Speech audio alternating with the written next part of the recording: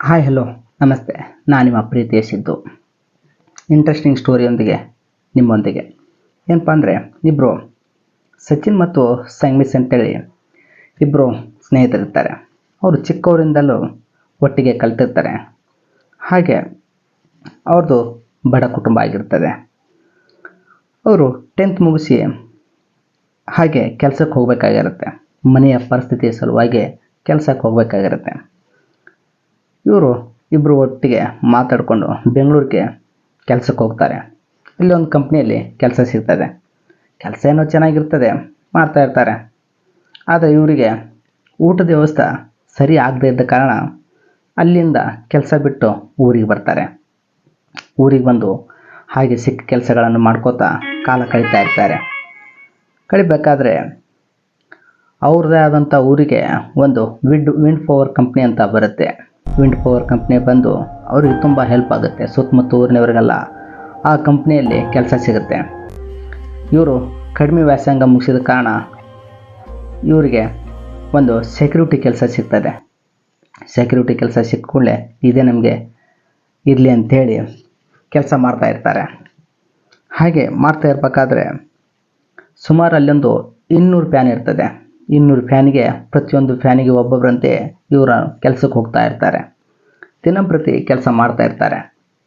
ಮಾಡ್ತಿರ್ಬೇಕಾದ್ರೆ ಯಾವುದೋ ಒಂದು ಕಾರಣದಿಂದ ಕೆಲವೊಂದು ಜನ ಸಡನ್ಲಿ ಕೆಲಸನ ಬಿಟ್ಬಿಡ್ತಾರೆ. ಬಿಟ್ಟು ಕೂಡಲೇ ಇವರನ್ನು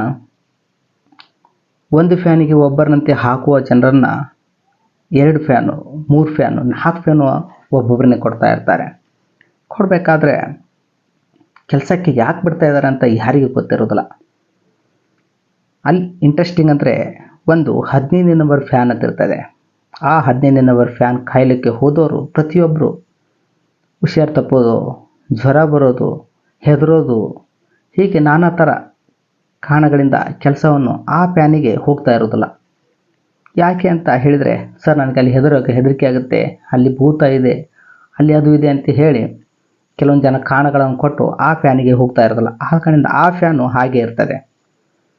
ಸಂಗಮೇಶ್ ಮತ್ತು ಸಚಿನ್ ಒಟ್ಟಿಗೆ ಕಂಬೈಂಡ್ ಆಗಿ ಕೆಲಸ ಮಾಡ್ತಾ ಇರ್ತಾರೆ. ಇವರು ಚೆನ್ನಾಗಿ ದೋಸ್ತಿ ಅಂತೇಳಿ ಆ ಕಂಪ್ನಿಯವ್ರಿಗೆಲ್ಲರಿಗೆ, ಕೆಲಸ ಮಾಡೋರಿಗೆಲ್ಲ ಗೊತ್ತಿರುತ್ತೆ. ಇವ್ರನ್ನ ಅಲ್ಲಿ ಹತ್ತಿರದಲ್ಲಿ ಹಾಕಿದರೆ ಆ ಕಂಬವನ್ನು ಕಾಯ್ಬೋದು ಅಂತೇಳಿ ಸಂಗಮೇಶನವನ್ನು 15 ನಂಬರ್ ಫ್ಯಾನ್ ಹಾಕಿ ಸಚಿನನ್ನು 19ನೇ ಫ್ಯಾನ್ ನಂಬರಿಗೆ ಹಾಕ್ತಾರೆ. ಹಾಕಿ ಹತ್ತಿರದಲ್ಲಿ ಇರ್ತಾರೆ ಅಂತೇಳಿ ಹಾಕಿದ ಕೂಡಲೇ ಇವರು ಕೆಲವೊಬ್ಬರು ಹೇಳೋದು ನೋಡಿ ಇವರು ಹೆದರ್ತಾರೆ. ಸರ್ ಹೋಗೋದಿಲ್ಲ, ನಾವು ಬೇಡ, ಬೇರೆ ಕಡೆ ಹಾಕಿ ಅಂತ ಹೇಳ್ತಾರೆ. ಹಾಕಿದ ಕೂಡಲೇ ಇಲ್ಲ ನೀವು ಹೋಗಲೇಬೇಕು ಅಂತ ಹೇಳಿ ಆರ್ಡ್ರ್ ಮಾಡ್ತಾರೆ. ಆರ್ಡ್ರ್ ಮಾಡಿದ ಕೂಡಲೇ ಸರಿ ಸರ್ ಅಂತ ಹೇಳಿ ಹೋಗ್ತಾರೆ. ಹಾಗ ಮಾಡಿ ಡೇ ಶಿಫ್ಟಲ್ಲಿ ಚೆನ್ನಾಗಿ ಖುಷಿಯಿಂದ ಮುಗಿಸ್ತಾರೆ. ಮತ್ತು ಇವರಿಗೆ ನೈಟ್ ಶಿಫ್ಟ್ ಬರ್ತದೆ. ನೈಟ್ ಶಿಫ್ಟ್ ಬಂದ ಕೂಡಲೇ ಇವರು ಕೆಲಸ ಮಾಡಬೇಕಾಗಿರುತ್ತೆ. ಆಯ್ತಂತೆ ನೈಟ್ ಶಿಫ್ಟ್ ಕೆಲಸ ಮಾಡಬೇಕಾಗಿರುತ್ತೆ. ಅದರ ಹಿಂದಿನ ದಿನ ಒಂದು ಊರಲ್ಲಿ ಜಾತ್ರೆ ಇರ್ತದೆ.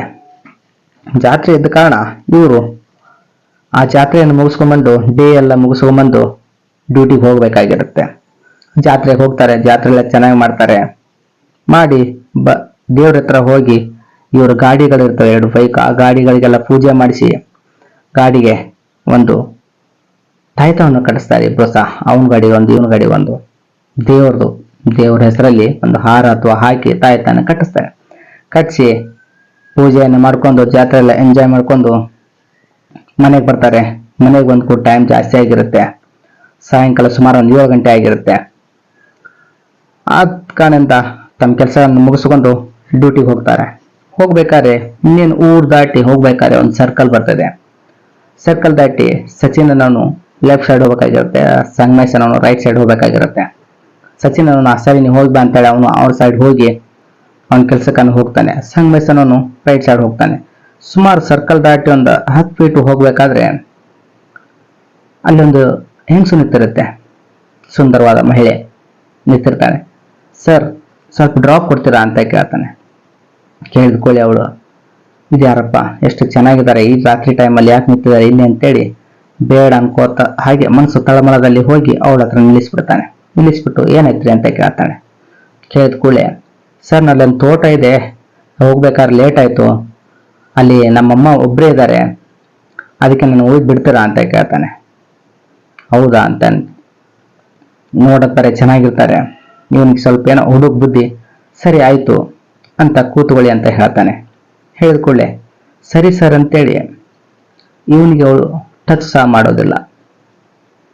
ಬೈಕಲ್ಲಿ ಕೂತ್ಕೊಂಡಿದ್ದೀನಿ ಅಂತ ಹ್ಞೂ ಅಂತಾಳೆ. ಕೂತಿದಾರ ಅಂತೆ ಇವನು ತಿರುಗಿ ನೋಡೋದಿಲ್ಲ. ಸರ್ ಕೂತ್ಕೊಳ್ಳಿ ಅಂತ ಕೇಳ್ತಾನೆ. ಕೂತಿದ್ದೀನಿ ಸರ್ ಅಂತ ಇವನಿಗೆ ಕೂತಿರೋದು ವೇಟು ಸಹ ಅನ್ಸಲ್ಲ ಬೈಕ್ ಮೇಲೆ.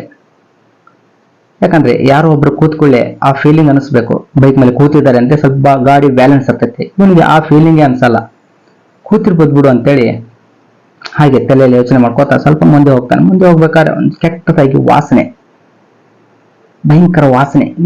ಇಷ್ಟೊತ್ತು ಇರ್ಲಾರ್ದು ವಾಸನೆ ಈಗ ಯಾಕೆ ಬಂತು ಅಂತೇಳಿ ಸ್ವಲ್ಪ ವಿಚಾರ ಮಾಡ್ತಾ ಹೋಗ್ಲಿ ಬಿಡು ಅಂತೇಳಿ ಒಂದು ಮನಸ್ಸಲ್ಲಿ ಅನ್ಕೊಂಡು ಹೋಗ್ತಾನೆ ಹಾಗೆ ಮಾತಾಡ್ಕೊತ ಹೋಗ್ತಾನೆ. ನಿಮ್ಮ ಮನೆಯಲ್ಲಿ ಯಾವ ನಿಮ್ದು ಅಂತ ಕೇಳ್ತಾನೆ. ಇದೇ ಊರು ಸರ್, ಅಲ್ಲಿ ಬಿಡ್ಬೇಕಾಗಿತ್ತು ನನ್ನ ಅಂತ ಹೇಳಿ ಅವ್ರು ಮಾತಾಡ್ಕೊತ ಹೋಗ್ಬೇಕಾದ್ರೆ ಹಾಗೆ ಹತ್ರ ತೋಟ ಬರುತ್ತೆ. ಸುಮಾರು ಒಂದು 3-4 ಕಿಲೋಮೀಟರ್ ಆದ್ಕೊಳ್ಳೆ ಒಂದು ಊರಿಂದ ಆ ಊರು ತೋಟ ಬಂದ್ಬಿಟ್ಟು 8-10 ಕಿಲೋಮೀಟರ್ ಇರ್ತದೆ. ಊರು ಆ ಫ್ಯಾನಿನ ಈಚೆನೆ ತೋಟ ಕಾಣುತ್ತೆ. ಸರ್ ನಾನು ಇಲ್ಲೇ ಇಳಿಸಿ ಅಂತ ಹೇಳ್ತಾರೆ. ಇಲ್ಲೇ ಇಳಿಸಿ ಅಂತ ಹೇಳಿಕೊಳ್ಳೆ ಸರಿ ಅಂತ ಹೇಳಿ ಇವನು ಇಳಿಸ್ದಂಗೆ ಮಾಡ್ತಾನೆ.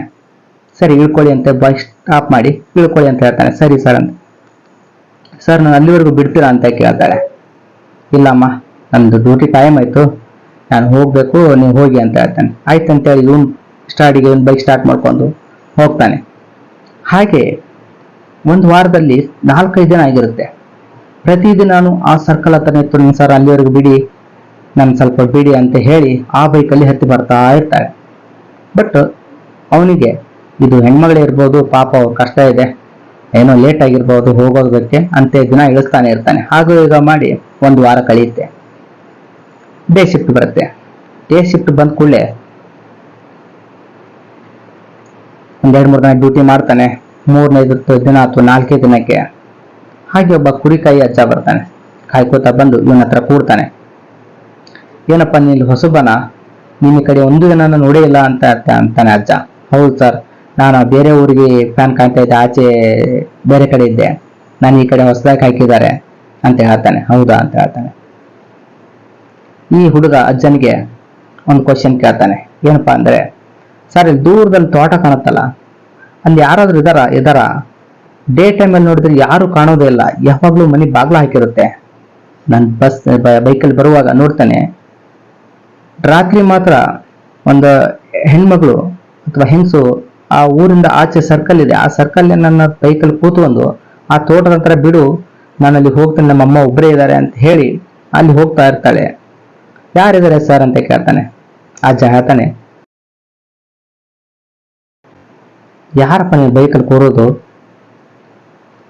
ಸುಮಾರು ದಿನ ಆಯ್ತು, ಅಲ್ಲಿ ಯಾರೂ ಇಲ್ಲ, ಇಲ್ಲೊಂದು ದುರ್ಘಟನೆ ಆದ ನಂತರ ಅಲ್ಲಿ ಯಾರು ಇರೋದಿಲ್ಲ ಅಂತ ಹೇಳ್ತಾನೆ. ಏನಜ್ಜ ಅದು ದುರ್ಘಟನೆ? ನಾನೇ ಕರ್ಕೊಂಡ್ಬಂದಿದ್ದು ಅಂತ ಹೇಳ್ತಾನೆ. ಇಲ್ಲಪ್ಪ, ಅದು ಬೇರೆನೇ ಆಗಿದೆ, ಕರೆಕ್ಟಾಗಿ ಹೇಳ್ತೀನಿ ಕೇಳು ಕತೆ ಅಂತ ಹೇಳ್ತಾನೆ. ಒಂದು ದಿನ ರಾತ್ರಿ ಯಾರೋ ದುಷ್ಕರ್ಮಿಗಳು ಬಂದು ಒಂದು ಹೆಂಗಸನ್ನ ಬರ್ಬರವಾಗಿ ಹತ್ಯೆ ಮಾಡಿ, ಒಂದು ಬೇವಿನ ಗಿಡ ಬರುತ್ತೆ, ಆ ಬೇವಿನ ಗಿಡಕ್ಕೆ ನೇಣು ಹಾಕಿ ಸಾಯಿಸಿದ್ದಾರೆ ಅಂತ ಹೇಳ್ತಾನೆ. ಹೇಳಿದ ಕೂಡಲೇ ಬೆಚ್ಚಿ ಬೀಳ್ತಾನೆ. ಹೌದಾ ಅಂತ ಕೇಳ್ತಾನೆ. ಹಾಗಾದ್ರೆ ನನ್ನ ಬೈಕಲ್ಲಿ ಇಲ್ಲಿವರೆಗೂ ಬರ್ತಾ ಇರೋದು ಯಾರು ಅಂತ ಕೇಳ್ತಾನೆ. ಅಜ್ಜ, ನಾನು ನಡೆದಿರೋ ಘಟನೆ ನಿನ್ನ ಮುಂದೆ ಹೇಳಿದೀನಿ, ಇದ್ರ ಮೇಲೆ ನಿನ್ನ ಇಷ್ಟ, ನಿನಗೆ ಗೊತ್ತು ಯಾರು ಬರ್ತಾ ಇದ್ದಾರೆ, ಯಾರು ಇಳಿತಾ ಇದ್ದಾರೆ ಅಂತೇಳಿ. ಇವನು ನೋಡಿದ್ರೆ ಸಂಗಮೇಶನ್ ತುಂಬಾ ಹೆದರಿ ಬಿಡ್ತಾನೆ. ಹಾಗಾದ್ರೆ ನನ್ನ ಬೈಕಲ್ಲಿ ಇಲ್ಲಿವರೆಗೂ ಬರ್ತಾ ಇರೋದು ಭೂತನ ಅಂತ ಕೇಳ್ತಾನೆ.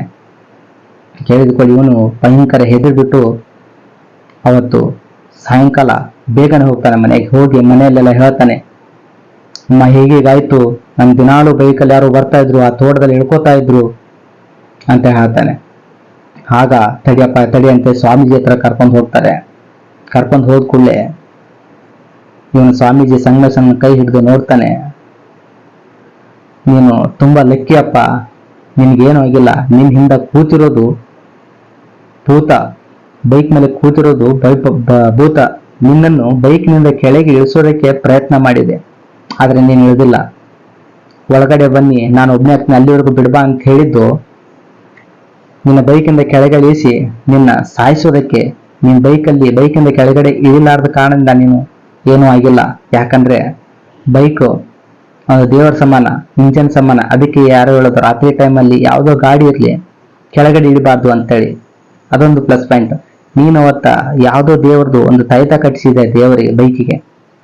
ಆ ದೇವರದ್ದು ತಾಯ್ತಾನೆ ನೀನು ಇಲ್ಲಿವರೆಗೂ ಕಾಪಾಡ್ಕೊಂಡ್ ಬಂದಿರೋದು ಅಂತ ಹೇಳಿ ಆ ಸಂಗಮೇಶನಿಗೆ ಸ್ವಾಮೀಜಿ ಹೇಳಿ, ಅವಾಗ ಗೊತ್ತಾಯ್ತು ಅವನಿಗೆ, ಓ ನಾನು ಇಲ್ಲಿವರೆಗೂ ಇದು ಮಾಡಿದ್ದುದಾ ಅಂತೇಳಿ ತುಂಬಾ ಹೆದರಿ ಅವನಿಗೊಂದು ತಾಯ್ತ ಕಟ್ಟಿ ಕಳಿಸ್ತಾರೆ. ಇದು ನಡೆದಿರೋದು ರಿಯಲ್ ಘಟನೆ. ಇದು ನನ್ನ ಸ್ನೇಹಿತನಾದ ಸಂಗಮೇಶ್ ಅಂತೇಳಿ ಅವನಿಗೆ ಆದಂತ ಇನ್ಸಿಡೆಂಟು ನನ್ನ ಹತ್ರ ಶೇರ್ ಮಾಡ್ಕೊಂಡಿದ್ದ. ಆ ಸ್ಟೋರಿಯನ್ನೇ ನಿಮ್ಮ ಮುಂದೆ ಹೇಳಿದ್ದೇನೆ. ಈ ಸ್ಟೋರಿ ನಿಮ್ಗೆ ಇಷ್ಟ ಆಗಿದ್ರೆ ಶೇರ್ ಅಂಡ್ ಸಬ್ಸ್ಕ್ರೈಬ್ ಮಾಡಿ ನನ್ನನ್ನು ಸಪೋರ್ಟ್ ಮಾಡಿ ಸ್ನೇಹಿತರೆ.